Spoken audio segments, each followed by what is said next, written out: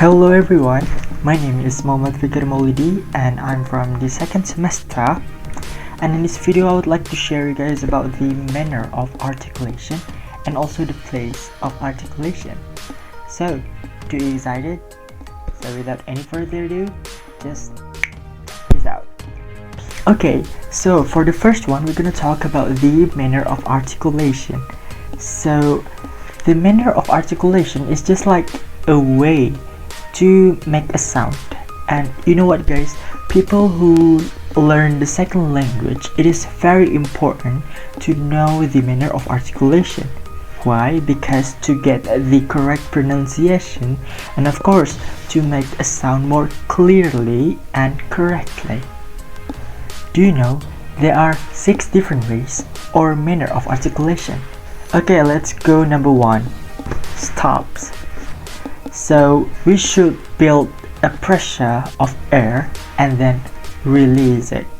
And for the example of stop is P like for price, B like for band, T like for tea, D like for dump, K like for crack, and the last one is G like for gross. And the second one is fricative. So we have to stop the air so it cannot go anywhere. It is like a stream of the air.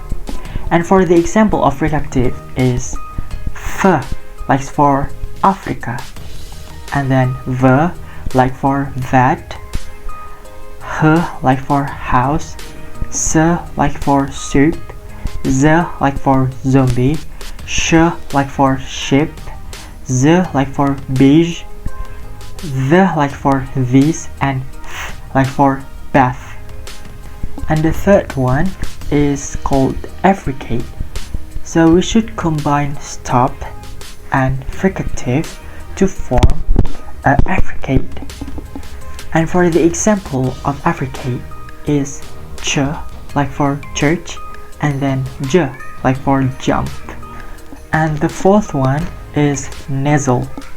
So we should close our palate and then let the air stream through the nose.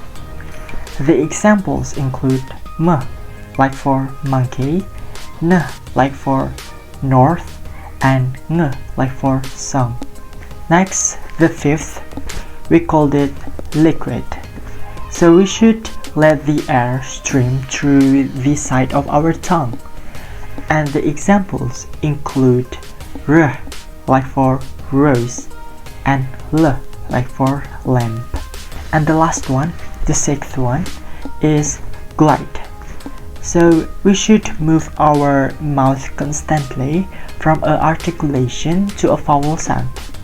And the examples include W like for winner, and Y like for yard.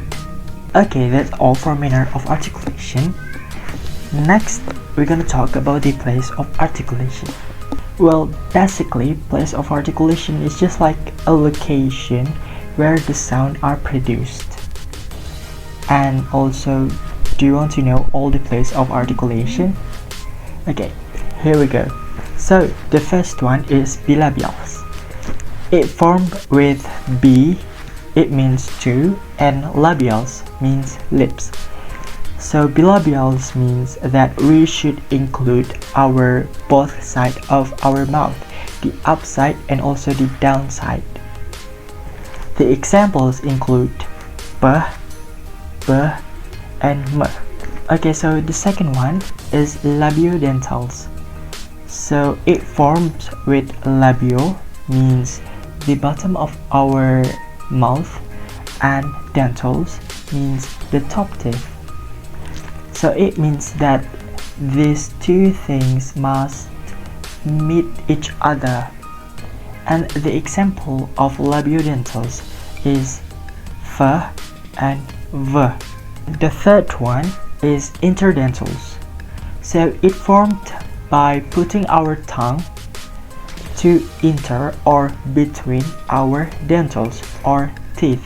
So we must put our tongue between the upside of our teeth and also the downside of our teeth, like this.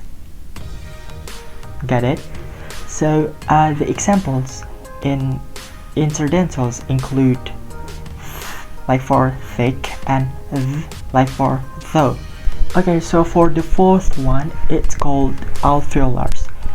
So it forms when we put our tongue on the alveolar ridge. So alveolar ridge is basically like the behind side of our top teeth, like this. Okay, so the examples of the alveolars include t, d, n, s, z, r, l. For the fifth one, it's called palatals. So it formed when we put our tongue to the roof of our mouth. The examples include sh, j, ch, j, and y. And for the last is velars. So it formed when we putting the backside of our tongue against the soft of the palate. And for the examples include k, g, and ng. So guys, that's all for the manner of articulation and also place of articulation. I hope you guys get a new insight, especially in phonology, phonetic, and articulation, of course. So yeah, thank you very much. Peace out.